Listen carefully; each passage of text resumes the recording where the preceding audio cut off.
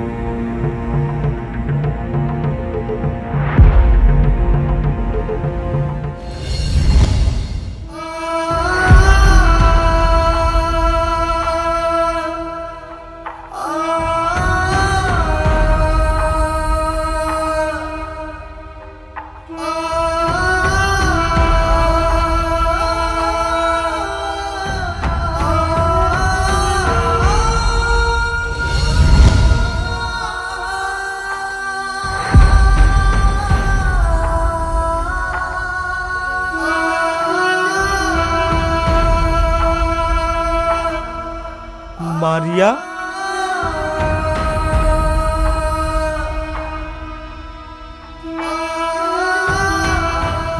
তুই এতদিন কোথায় ছিলি মা? তোকে আমি কোথায় না কোথায় খুঁজেছি, কোথায় খুঁজে পাইনি তোকে।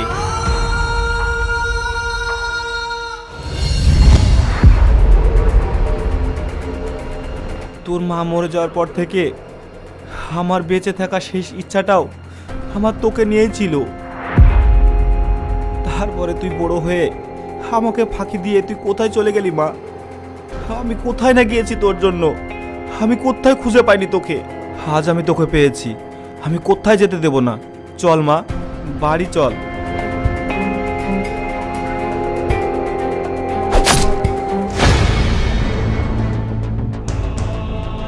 রাস্কেল, তোর এত বড় সাহস, তুই আমার চোখের সামনে আমার মেয়েকে হাত তুলছিস?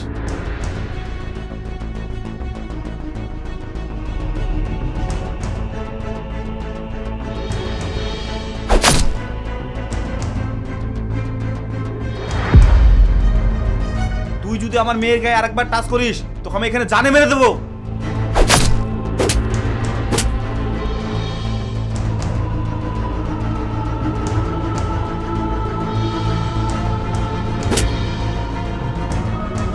ও আমার বউ, ওকে আমি মারি ধরি চুমু খাবো, তাতে তোর কি? সরে যা এখান থেকে, না হলে কিন্তু এর ফল ভালো হবে না।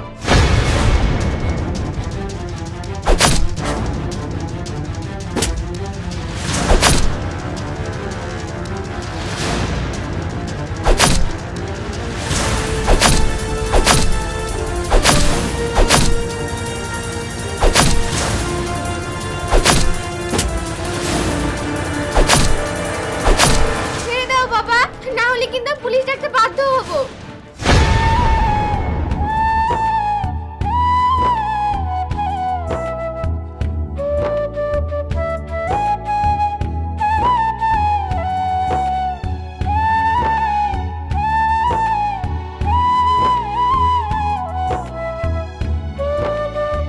বাবা, বাবা,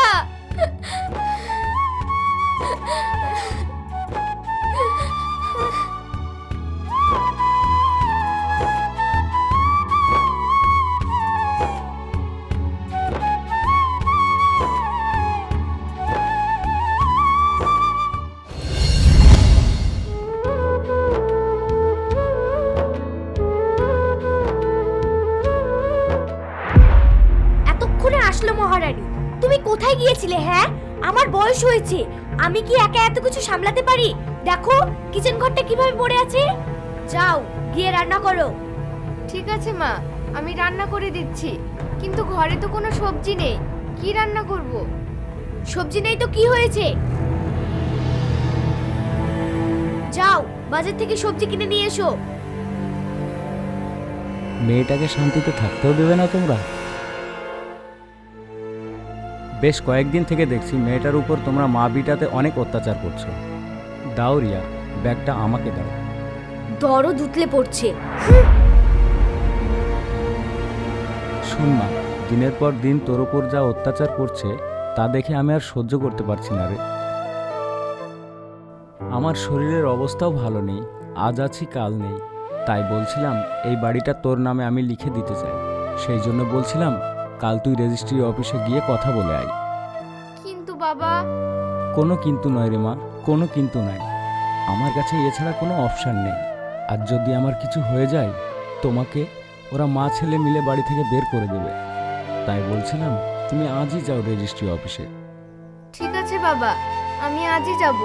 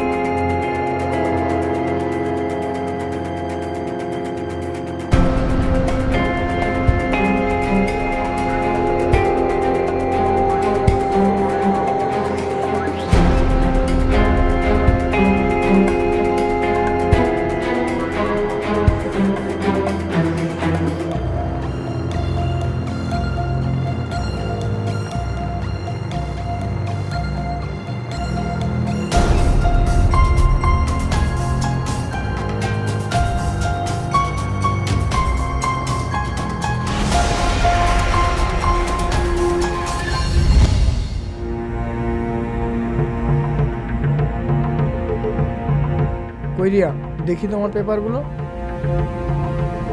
এই, তুই এখানে কি করছিস? আর তুই কার পারমিশন নিয়ে এখানে এসেছিস?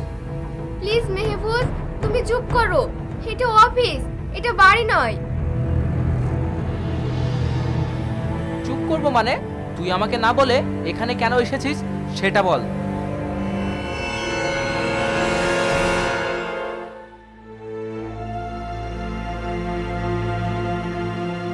আমি তো এখানে আধার কার্ডে মোবাইল নাম্বার লিংক করতে এসেছি।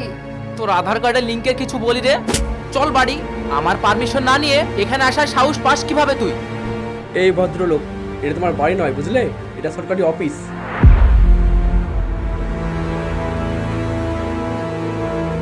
বউ যদি অন্যায় করে আপনার শাসন করার অধিকার আছে, তাই বলে সব জায়গায় না, বুঝলেন? তোমার বউ যদি কোনো অন্যায় করেই থাকে বাড়ি নিয়ে গিয়ে শাসন করো, এখানে কেন? এটা আমার বউ, একে আমি কোথায় শাসন করব না করব সেটা কি তোর কাছে শিখতে হবে? ওই মিস্টার, মুখ সামলে কথা বলুন। যদি না বলি কি করবি? হ্যাঁ, কি করবি তুই? কি করবো মানে, দেখবি? ছেড়ে দিন দাদা, আপনি আমাদের মধ্যে আসবেন না।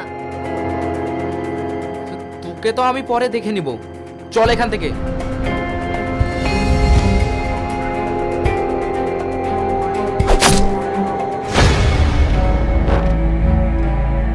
আরে মেহফুজ, মেয়েটাকে এইভাবে মারছিস কেন? দেখো না বাবা, এই মেয়ে সেদিনকে আমাকে রেস্টুরেন্টে মার খালো, আজকে আবার পঞ্চায়েতে। এই মেয়ের জন্য আজ আমার পাবলিকে মেরে কি করে দিয়েছে দেখো।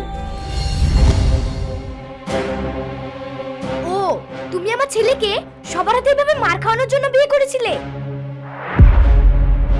এই বাড়িতে থাকতে হলে আমার ছেলে তোমাকে যেভাবে বলবে ঠিক সেইভাবেই তোমাকে থাকতে হবে।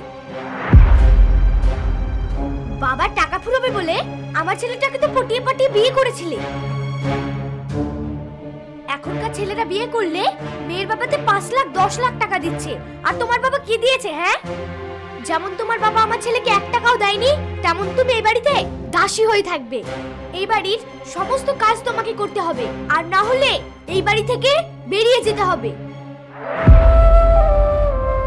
হ্যাঁ মা, আমি এই বাড়ি থেকে বেরিয়ে যাব। যেদিন আমার বাবা টাকা পয়সা দিবে সেই দিন আবার আমি এই বাড়িতে আসব। দেখেছো মা, তাও ওর এখনো মুখ জোর কমেনি। শোনো রিয়া, এখনকার মেয়েদের সংসার করতে গেলে হাতে চুরি পরে সংসার করলে হবে না, চুরির বদলে ছুরি ধরতে হবে।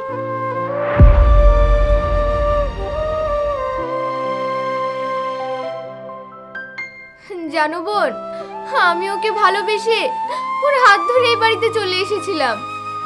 জানো বোন, আমার মা নেই, কিন্তু আমার বাবা আছে। আমি আমার বাবাকে না জানিয়ে আমি ওকে বিয়ে করেছিলাম। এখন যদি বলে টাকা পয়সা দিতে হবে, তাহলে আমি কোথা থেকে এনে দিব বলো? আমার ছেলে তোকে বিয়ে করলো আর তুই আমার ছেলের হাত ধরে চলে আসলি? বাহ বাবা বাবা বাহ! তুই যতক্ষণ না আমাদের হাতে টাকা তুলে দিবি ততক্ষণ আমি তোকে ঘরে তুলবো না। যা, বেরিয়ে যা বলছি এই বাড়ি থেকে। ঠিক আছে মা, আমি বেরিয়েই যাচ্ছি। না না, তুমি এ বাড়ি থেকে বেরিয়ে গেলে কি করে হবে? তুমি এ বাড়ি থেকে বেরিয়ে গেলে তোমার সমস্যার সমাধান হবে না। এরা তো মানুষ না, এরা হলো টাকার গোলাম। এদের কাছে ছেলেদের দাম অনেক বেশি, কিন্তু একটা মেয়ের কোনো দাম নেই। একটা মেয়ের দাম তার কাছে আছে যে তোমাকে পেটে রেখেছিল। সে হলো তোমার মা। উনি বোঝেন সন্তানের দাম। সন্তান সন্তানই হয়, তার নজরে ছেলে বা মেয়ে দেখে না। এখন যদি তুমি কান্না করো, তোমার কান্নার দাম এরা কেউ দেবে না। এখন রোনাধনা না করে নিজেকে শক্ত করো। হাতের চুড়ি খুলে ফেলে ওই হাত দিয়ে উঠাও ডান্ডা, আর এদেরকে মেরে করো ঠান্ডা। যাও তোলো, তোলো বলছি।